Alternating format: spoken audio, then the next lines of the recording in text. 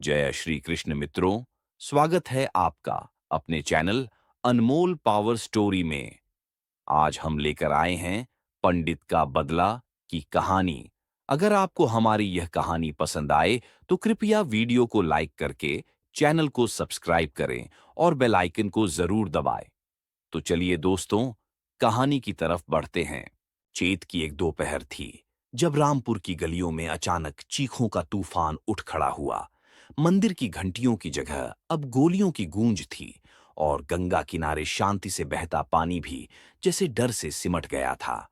पंडित रघुनाथ शास्त्री अपने परिवार सहित उस भयावह दोपहर को शायद ही कभी भूल पाएंगे।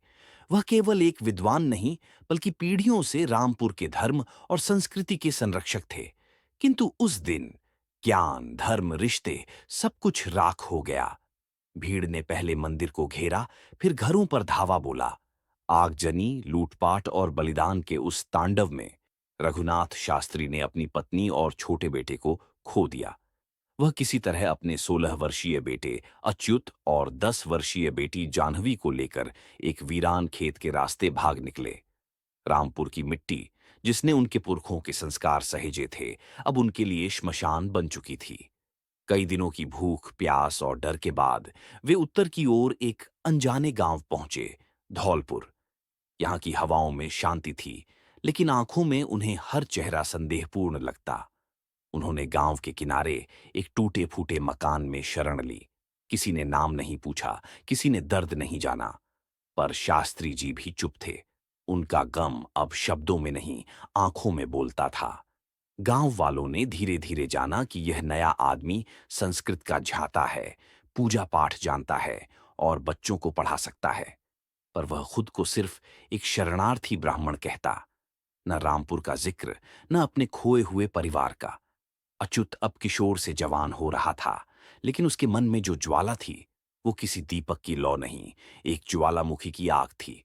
रघुनाथ शास्त्री ने उसे बचपन से क्षमा और सहनशीलता का पाठ पढ़ाया, लेकिन वह जानता था कि अच्युत की आंखों में केवल एक लक्ष्य है, बदला। पिता ने जो खोया था, बेटा उसे केवल शब्दों से स्वीकार नहीं कर सकता था। एक दिन गांव की चौपाल पर जब कोई आगंतुक ने रामपुर का नाम लिया, अच्युत की नसें तन गईं। वह पास गया और धीरे से पूछा, रामपुर अब कैसा है? आगंतुक ने बताया कि वहां अब एक नया नेता राज करता है, जिसने वहां के पुराने ब्राह्मणों की जमीनें अपने नाम कर ली हैं और वही मंदिर में अब खुद को धार्मिक नेता कहलाता है। अच्युत उस रात नहीं सोया। पिता की चुप्पी और बहन की आंखों में अब तक बसे डर ने उसकी आत्मा को घेर लिया। लेकिन अब डर से नहीं, योजना से काम लेना था। उसने संस्कृत और वेदों में गहरी रुचि ली। पिता को गुरु मानकर उसने उन शास्त्रों को पढ़ा जो न केवल ज्ञान बल्कि युद्ध की रणनीति भी सिखाते थे। कुछ वर्षों में वह केवल एक पंडित पुत्र नहीं, बल्कि एक ऐसा विद्वान बन गया जिसे लोग आदर और भय दोनों से देखते। गांव में जब एक बार अपराध बढ़ा, तो अच्युत ने वहां पंचायती सभा में न्याय देना शुरू किया। उसकी वाणी में वेदों की शक्ति थी और निगाह में निर्णय की धार। धीरे धीरे वह केवल धौलपुर का सम्मानित युवक नहीं, बल्कि एक ऐसा चेहरा बन गया जिसे लोग न्याय का पंडित कहने लगे। पर उसकी असली योजना अभी अधूरी थी। उसने पिता से कहा, अब समय आ गया है पिताश्री, हमें रामपुर लौटना है। रघुनाथ ने उसकी ओर देखा। पर हम क्या बदलेंगे अच्युत? समय के साथ बहा जाए, यही धर्म है। अच्युत ने उत्तर दिया, धर्म तभी सुरक्षित रहता है जब अधर्म का विनाश हो। अगले कुछ महीनों में उसने अपनी टोली बनाई। उसके साथ कुछ विद्वान ब्राह्मण थे, कुछ वंचित योद्धा और कुछ ऐसे लोग जिन्होंने कभी अन्याय झेला था। अच्युत ने एक योजना बनाई जो केवल शस्त्र पर नहीं, शास्त्र पर आधारित थी। रामपुर लौटने का दिन आया। इस बार वह एक धर्म प्रवक्ता के रूप में लौटा, जो गांव-गांव जाकर धर्म सभा करता, लोगों को जात-पात से ऊपर उठने का संदेश देता। पर उसकी असल नजर उस धार्मिक नेता पर थी जिसने शास्त्री परिवार का सर्वनाश किया था। उसने रामपुर के मंदिर में एक विशेष यज्ञ की घोषणा की, जिसमें वह नेता भी आमंत्रित था। यह कोई साधारण यज्ञ नहीं था। यह वह क्षण था जब अधर्म को धर्म के मंच पर ही पराजित करना था। यज्ञ के बीच में अच्युत ने सभा से कहा, आज मैं एक पंडित नहीं, एक पुत्र हूं जो अपने पिता की राख, मां की चीख और बहन के आंसुओं का उत्तर मांगता है। सभा स्तब्ध थी। अच्युत ने वह सभी प्रमाण और साक्ष्य रखे जिनमें उस नेता के कुकर्म थे। लोग जाग गए। जिसने खुद को धर्म का रक्षक बताया था, वही सबसे बड़ा अधर्मी निकला। नेता भागने की कोशिश करता, लेकिन गांव के लोगों ने उसे पकड़ लिया। न्याय सभा लगी और अच्युत ने केवल इतना कहा, इसका अंत मैं नहीं करूंगा। इसका अंत वो लोग करेंगे जो आज तक डर के साए में जीते रहे हैं। नेता को उसी मंदिर के प्रांगण में, जहां से उसने नरसंहार की शुरुआत की थी, न्याय मिला। रघुनाथ शास्त्री वहीं खड़े थे, आंखों में आंसू लिए, न शोक के न गर्व के, बल्कि एक पिता के जो अब अपने बेटे की चुप्पी को समझ पाया। रामपुर अब बदल चुका था। मंदिर में फिर से श्लोक गूंजने लगे और उस भूमि ने फिर एक बार धर्म को अपने आंचल में समेट लिया। पर अच्युत जानता था, बदला केवल हत्या नहीं, सत्य का पुनर्प्रतिष्ठापन है। अच्युत अब भले ही रामपुर का न्यायप्रिय नायक था, लेकिन उसके भीतर की रातें आज भी अधूरी थीं। वह सोने की कोशिश करता तो मां की चीखें, बहन की कांपती आवाज और मंदिर के टूटते हुए घंटे उसके कानों में गूंज उठते। हर बार आंखें मूंदता, सामने वही चित्र उभर आता, वह खून से सनी गलियां जिनमें उसके बचपन की हंसी गूंजी थी कभी। उस रात भी जब पूरा गांव गहरी नींद में था, वह चुपचाप बाहर निकला। मंदिर की सीढ़ियों पर बैठकर आसमान की ओर देखा। चांद साफ था, लेकिन उसकी रोशनी में वह राख दिखती थी। बीते कल की स्मृतियों की राख। उसी राख से उसकी आत्मा ढकी हुई थी। वह जानता था, बदला पूरा हुआ, लेकिन सुकून अभी भी अनजान था। क्या तुम्हें अब भी वो रातें डराती हैं? उसके पीछे से धीमे स्वर में जाह्नवी ने पूछा। वह अब बड़ी हो चुकी थी, पर आंखों में अब भी वही मासूम दर्द था। अच्युत ने सिर झुकाया। मैंने सबके लिए न्याय पाया, लेकिन मां के लिए? उसके चीखते हुए चेहरे को मैं कभी मिटा नहीं पाया जाह्नवी। हर बार जब मैं अपनी आंखें बंद करता हूं, तो वो मुझे देखती है, जैसे पूछ रही हो, क्या अब मैं चैन से सो सकती हूं? जाह्नवी ने उसकी हथेली थामी। मां अब शांति में है भैया, पर तुम खुद को कब माफ करोगे? ये प्रश्न अच्युत के हृदय में चुभ गया। उसने सबको माफ करना सिखाया था, लेकिन स्वयं को नहीं। वह आज तक खुद को उस भयावह दिन के लिए दोषी मानता था, जब वह मां को नहीं बचा पाया, बहन को छिपा तो पाया, पर मां की ओर दौड़ने की हिम्मत नहीं जुटा सका। उस दिन की कायरता भले ही बचपन की मजबूरी थी, लेकिन अब उसकी आत्मा का दाग बन चुकी थी। वह उठ खड़ा हुआ और जाह्नवी से कहा, मैं कुछ दिन बाहर रहूंगा, एक यात्रा पर। कहाँ जाओगे? उन जगहों पर जहां बचपन जला था, जिन गलियों में मेरे बचपन की लाशें पड़ी थीं। शायद उन्हें अंतिम विदा देकर मैं खुद को विदा कर सकूं। अगले दिन वह अकेले ही निकल पड़ा। रामपुर की उस पुरानी गली में पहुंचा जहां उसका घर हुआ करता था। वहां अब कोई न था। खंडहर था, पर एक कोने में दीवार पर अब भी मां ने जो AUM नमः शिवाय लिखा था, वह मिटा नहीं था। अछूत उसे देखकर फूट फूट कर रो पड़ा। वर्षों का बांध टूटा। वह जमीन पर गिर पड़ा और कहा, मां, मुझे क्षमा करो। मैं अब भी तुम्हारा वही छोटा बेटा हूं जो डरकर छुप गया था। पर अब मैं हर दिन तुम्हारे लिए जीऊंगा, न बदले के लिए, न प्रतिशोध के लिए, बल्कि तुम्हारी स्मृति को पवित्र रखने के लिए। उसके भीतर पहली बार शांति की एक लहर उठी। ऐसा लगा जैसे राख से कोई कमल उग आया हो। अगले दिन वह उस मंदिर गया जो कभी रघुनाथ शास्त्री का गर्व था। मंदिर पूरी तरह उजड़ चुका था, लेकिन अच्युत वहां बैठ गया और एक दीपक जलाया। केवल एक दीपक। उस क्षण हवा में कुछ बदल गया, जैसे स्मृतियां राख नहीं, तपस्या बन गई हों। रामपुर के लोग, जिन्होंने अच्युत को बदला लेने वाला नायक समझा था, अब देख रहे थे एक साधक को जो चुपचाप राख में अर्थ खोज रहा था। अच्युत वापस लौटा, पर अब उसके हृदय में आक्रोश नहीं था। अब वहां शांति थी, एक थकी हुई पर दृढ़ शांति। जाह्नवी ने देखा तो मुस्कुरा दी। भैया, मां अब मुस्कुरा रही है। अच्युत ने आसमान की ओर देखा, जैसे पहली बार किसी ने उसे माफ किया हो। और वहीं स्मृतियों की राख से उठने लगा एक नया संकल्प।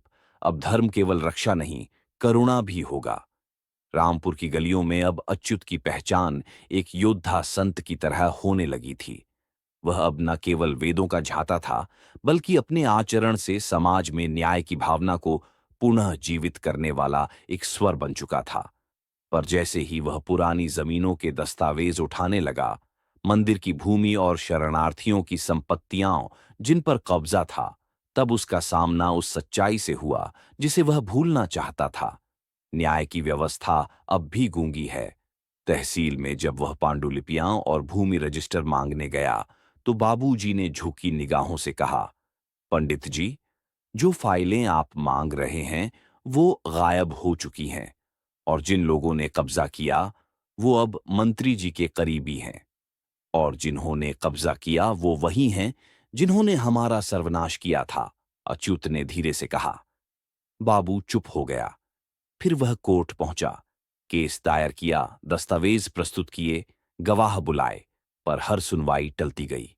हर तारीख एक मजाक बन गई, जैसे कोई उसके धैर्य की परीक्षा ले रहा हो। न्यायालय के बाहर वह बुजुर्ग खड़ा था जो रामपुर में सब कुछ देख चुका था। जब गवाही के लिए बुलाया गया तो अंदर से कहवा आया, गवाह को जबरदस्ती चुप कराया गया है, वो नहीं आ सकता।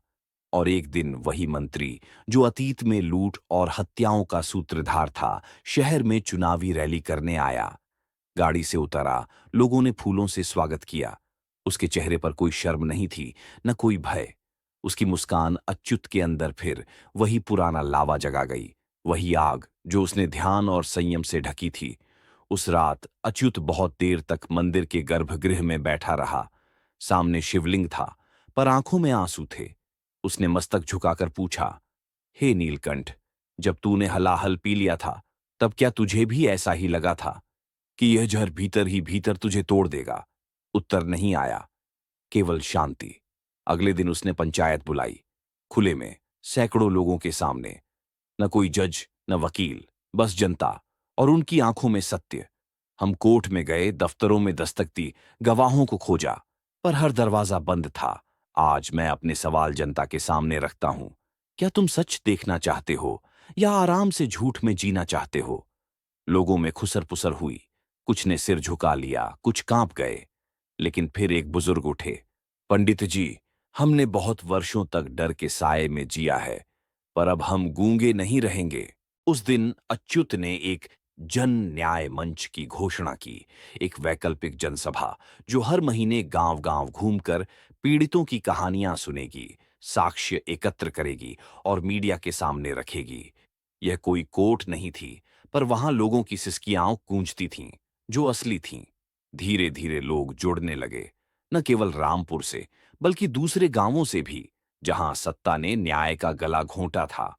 अच्युत अब एक आंदोलन का नाम बन चुका था, एक ऐसा नाम जिसे सत्ता के गलियारों में अब खतरे की तरह लिया जाने लगा। पंडित का बेटा अब बहुत बोलने लगा है, मंत्री ने अपने साथियों से कहा। अब उसे चुप कराना होगा। और तभी एक रात, जब अच्युत अपनी सभा से लौट रहा था, एक काले कपड़ों में लिपटे लोग उसका रास्ता रोकते हैं।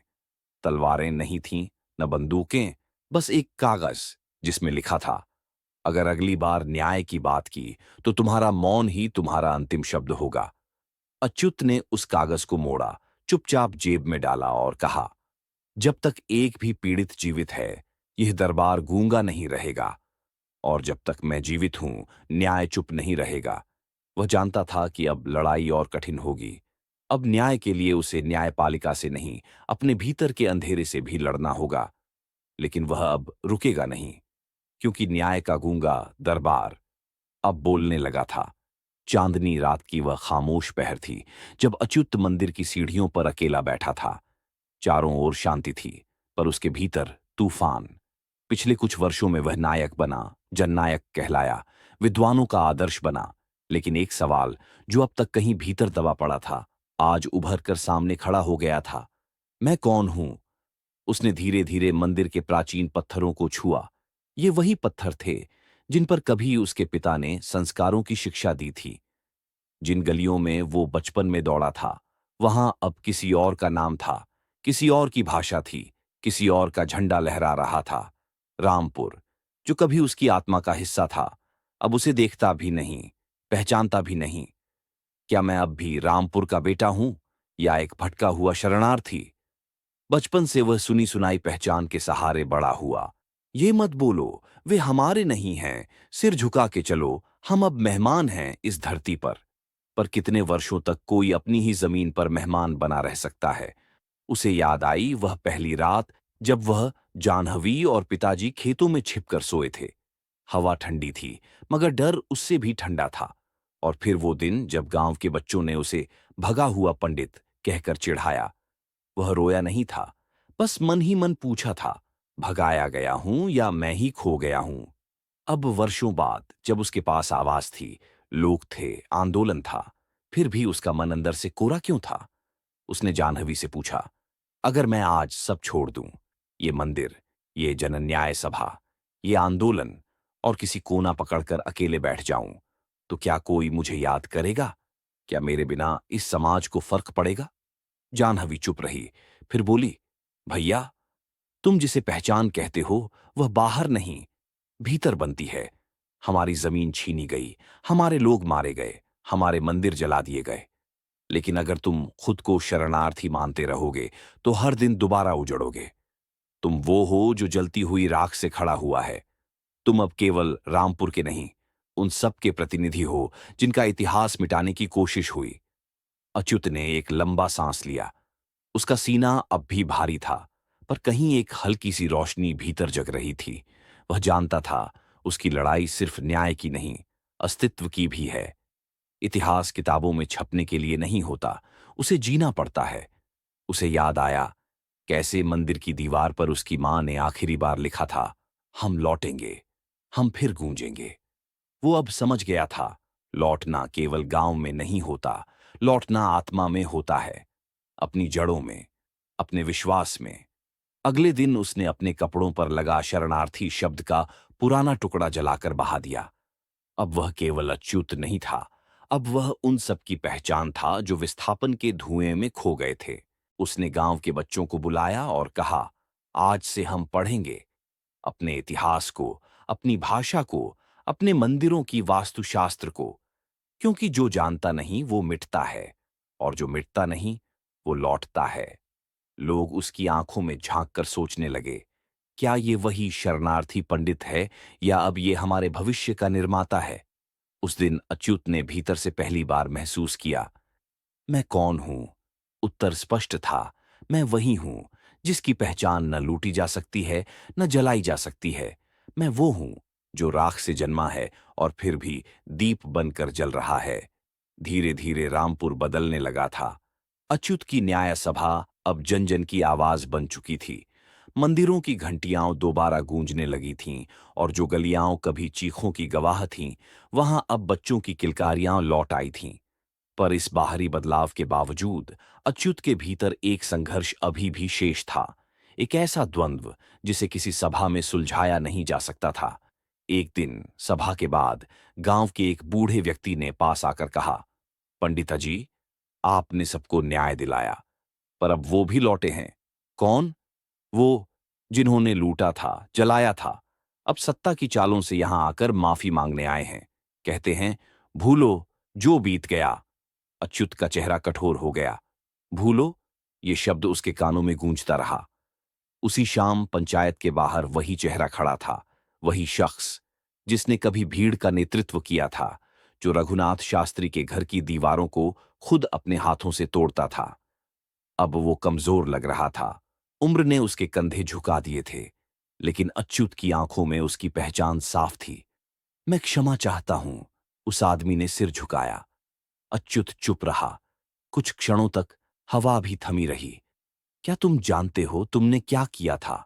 जानता हूं, और जीवन भर उस बोझ को ढोया है। पर अब मेरे पास समय कम है।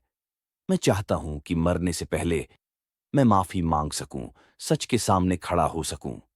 उस क्षण अच्युत की आंखों के सामने फिर वह रात उभरी, मां की चीख, पिता का लहूलुहान चेहरा, जाह्नवी की कंप कंपाती पकड़। उसका कलेजा कांप उठा। क्या इस आदमी को माफ करना सही होगा, या यह इतिहास के साथ धोखा होगा? अगले कुछ दिनों तक वह गहरी चिंता में डूबा रहा। उसके भीतर दो स्वर थे। एक आग थी जो कहती थी, यह न्याय का अपमान है, इसे सजा दो। दूसरा स्वर धीरे धीरे उठता था। जिस समाज को फिर से जोड़ना है, उसे बदले से नहीं, करुणा से जोड़ा जा सकता है। उसने धर्मशास्त्रों के पन्ने पलटे, वेदों की व्याख्याएं पढ़ीं, पर हर उत्तर अंत में उसे भीतर झांकने को मजबूर करता। क्या मैं अब भी वही बालक हूं जिसने मां को खोया था, या अब मैं वह व्यक्ति हूं जो मां के संस्कारों को जी रहा है? वह जानता था, प्रतिशोध लेने की शक्ति उसमें थी। वह उस आदमी को जनता के सामने लाकर दंडित कर सकता था। पर फिर क्या वह दूसरों से अलग रह जाएगा? क्या वह भी उसी पथ का यात्री बन जाएगा जिसने सिर्फ आग को पूजा? एक दिन सभा में उसने सभी को बुलाया। सामने वही अपराधी खड़ा था, सिर झुका हुआ। अच्युत ने सभी की ओर देखा। यह व्यक्ति क्षमा मांगने आया है। मेरे भीतर आज भी उसकी करतूतों की राख जल रही है। लेकिन मैं आपसे पूछना चाहता हूं, क्या इस समाज को केवल प्रतिशोध चाहिए या पुनर्जन्म? सन्नाटा छा गया।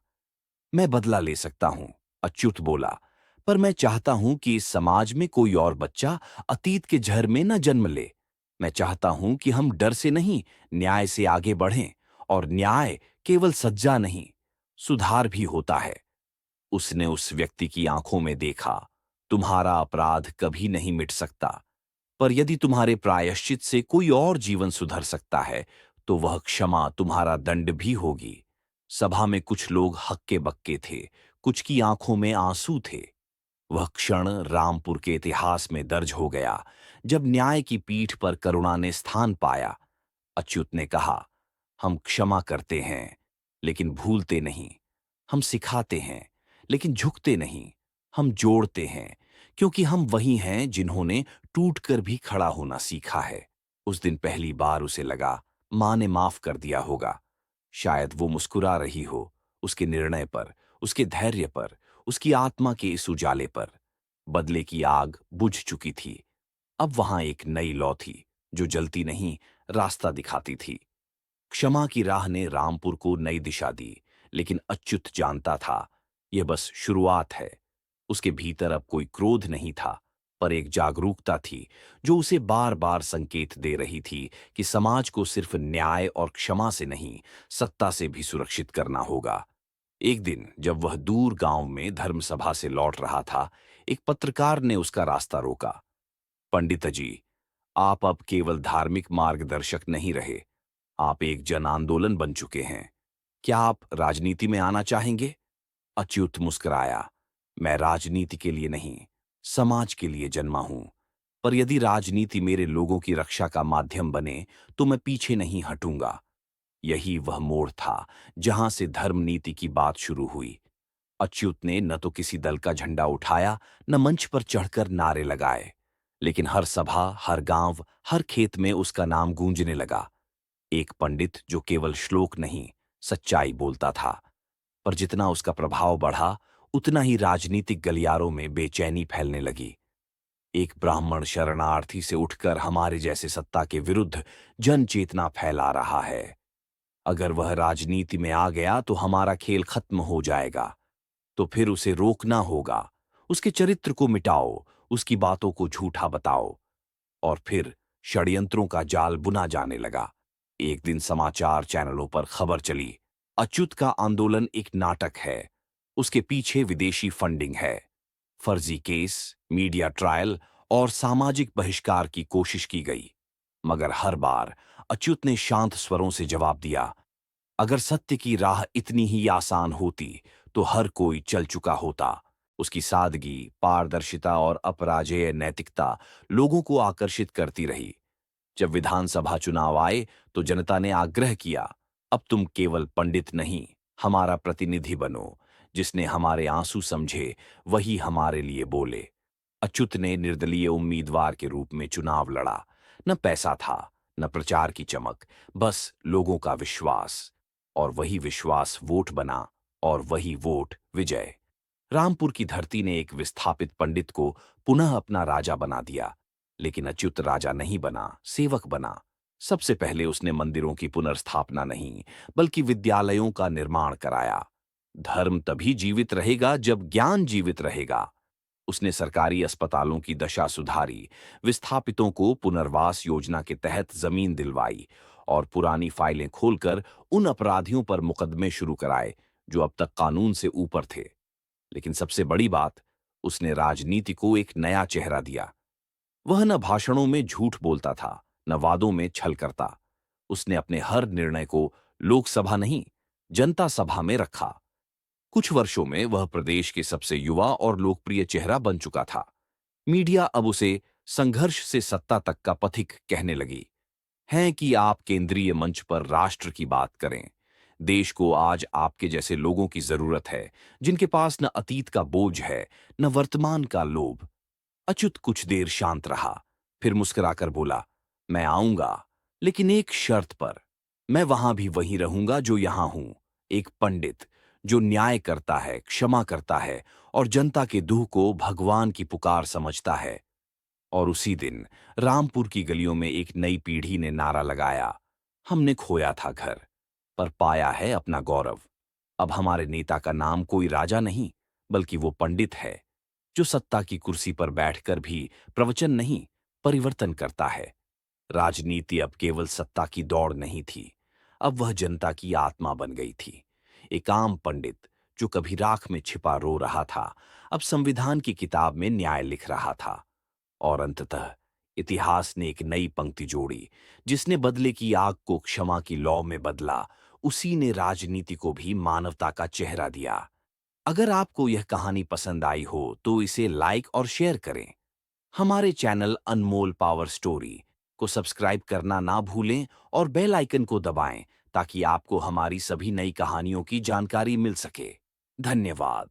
फिर मिलेंगे एक नई रोचक कहानी के साथ। जय श्री कृष्णा।